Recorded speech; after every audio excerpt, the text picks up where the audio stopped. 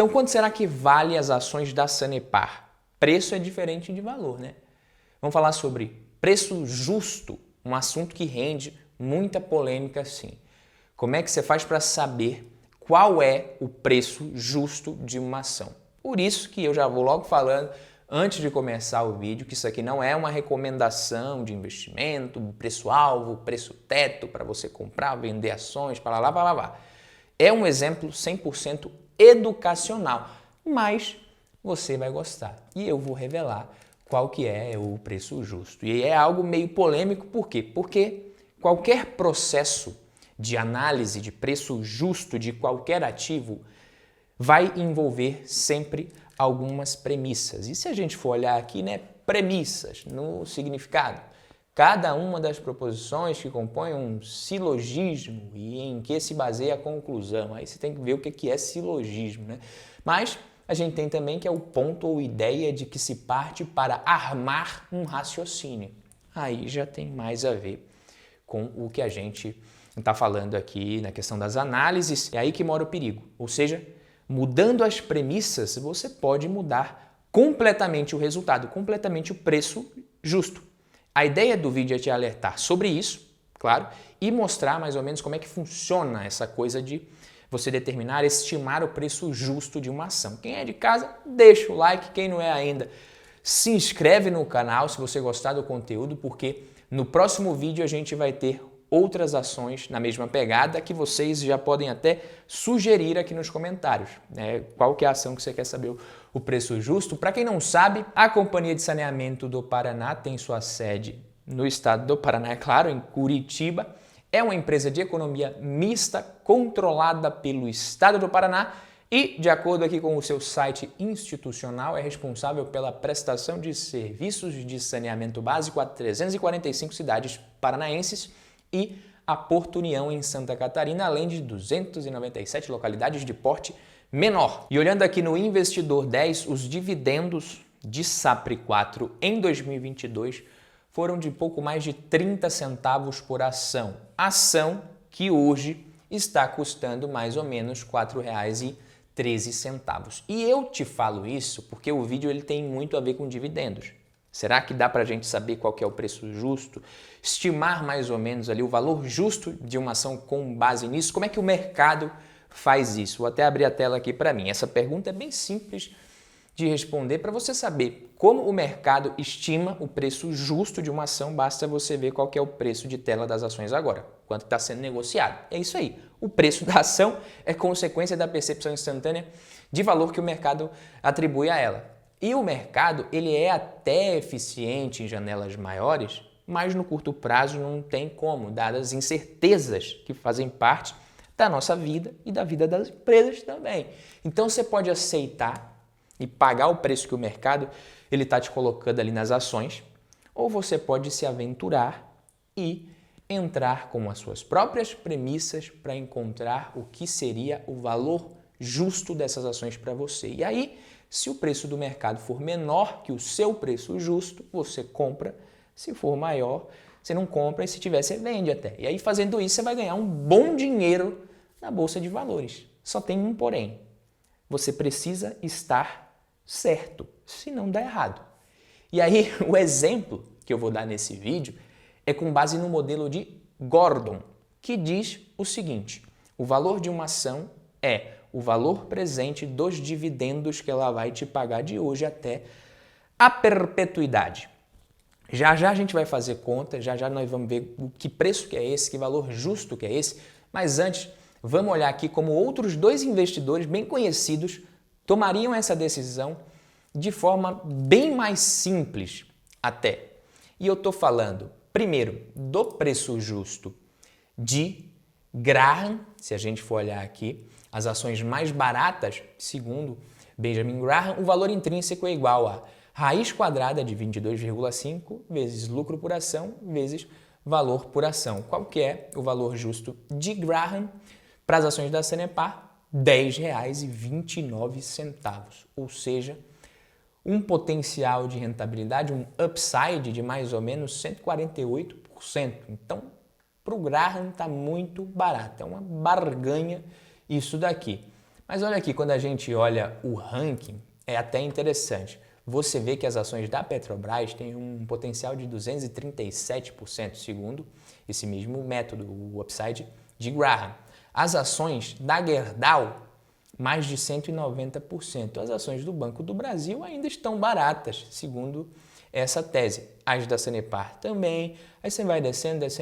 Quem está comprando BB Seguridade achando o máximo aí, quando a gente olha o preço justo de BB Seguridade, de acordo com esse método, você vê que BB Seguridade está muito cara. Preço justo R$ 19,45, queda de 36,72% é o downside. Para o Graham, tá barato as ações da Sanepar. Agora você vê aqui o método do Décio Bazin. O método dele é bem simples. Ele só compra ações se o dividend yield for de 6%. Se não for, se for inferior, ele não investe. Também não pega empresas altamente endividadas e ligadas a notícias que pudessem interferir no desempenho dos seus papéis. Eu só não entendi isso daqui do Bazin, né? Não investe em empresas ligadas a notícias que podem interferir no desempenho das ações. Então ele não vai, acho que ele não investia nada se fosse assim, pelo menos naquela época eu acho que não era igual hoje, talvez. Mas de acordo com o preço justo do Bazin, as ações da Sanepar aqui e também de acordo com o investidor 10, preço teto de R$ 2,99, bem menor que o atual, ou seja, tá caro, não vale a pena para o Bazin. É interessante a gente olhar esses dois outros preços aqui, porque isso traz a noção de que tudo é relativo, não é porque você tem uma planilhinha linda de Excel programada de acordo com a sua visão de justiça de preços na Bolsa de Valores, que você vai ganhar mais dinheiro, por exemplo, que quem apenas comprar todo mês sem dar a menor importância para esse negócio de valuation. Agora vamos aqui para o modelo de Gordon, que é mais chatinho e, na minha opinião, muito mais confiável. E esse modelo ele é um tipo de variação do modelo de valuation por fluxo de caixa descontado, que é outro tipo bastante conhecido de valuation, o mais usado hoje. E aí o cálculo é esse aí que está aparecendo para você. P0 é igual a D1 dividido por K menos G. P0 é o preço da ação que você está atrás.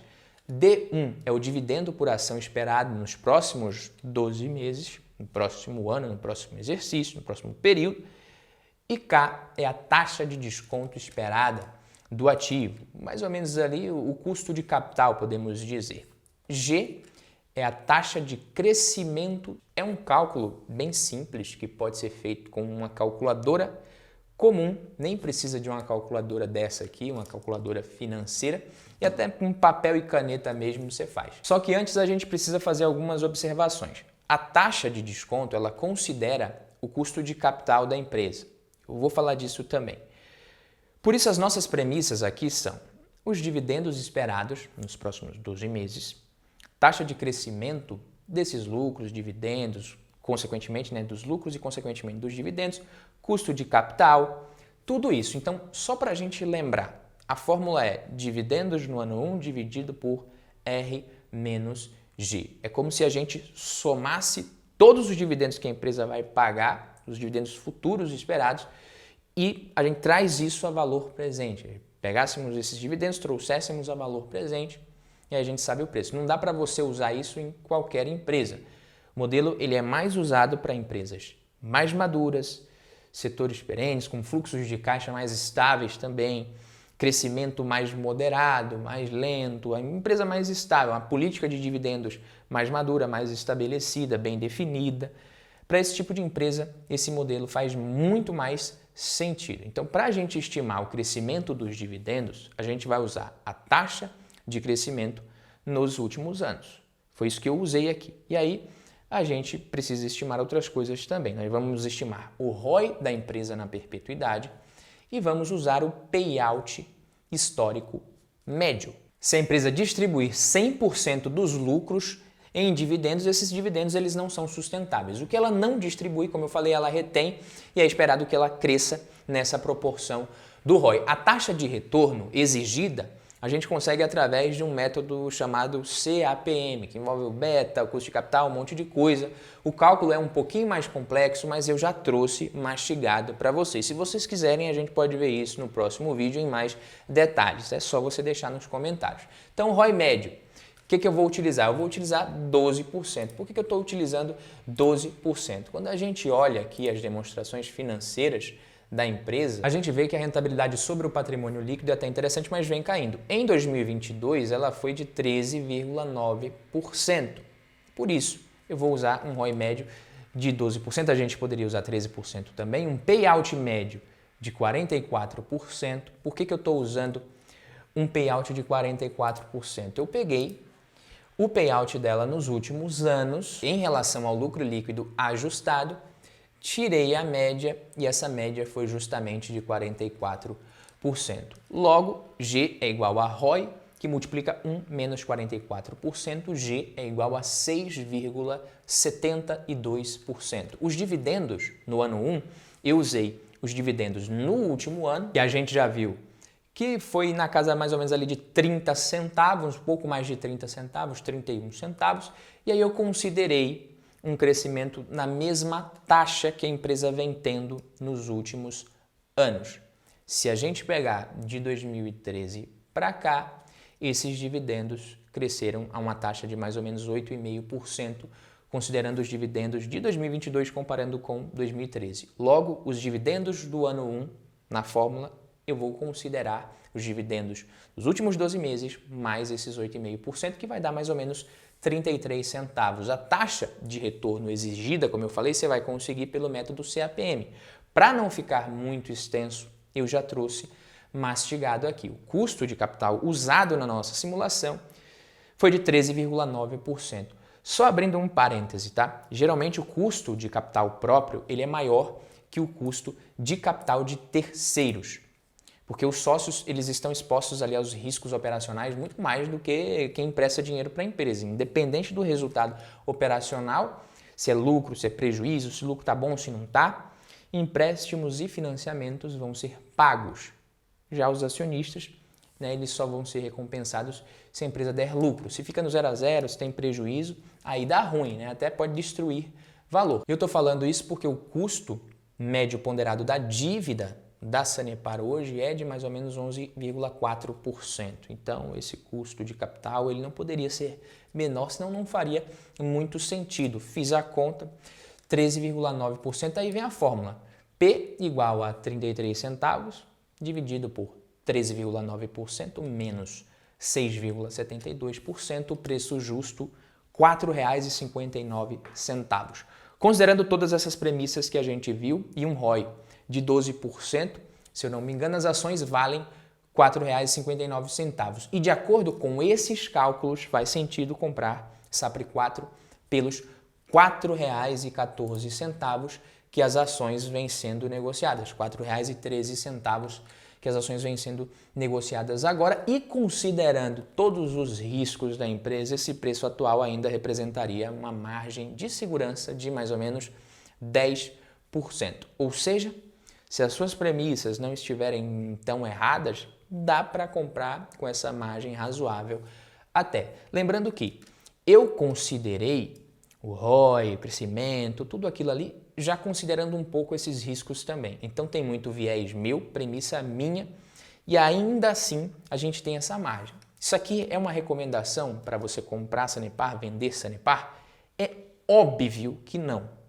Como vocês puderam ver, esse cálculo aqui ele envolveu várias premissas e aí você pode pensar de forma totalmente diferente que a minha. E só para não passar batido, o cálculo ele é muito sensível à taxa de crescimento e à taxa de retorno exigida, ao custo de capital. Tem o beta também das ações no meio desse cálculo. Então não tem muito sentido, na verdade não faz sentido nenhum você aplicar esse cálculo aqui para empresas de crescimento. Beleza, meus queridos? Esse foi o vídeo de hoje. Quem gostou, deixa o like e compartilha. Eu vou ficando por aqui. Fala o nome da empresa que você quer no próximo vídeo. Tamo junto. Valeu, papai!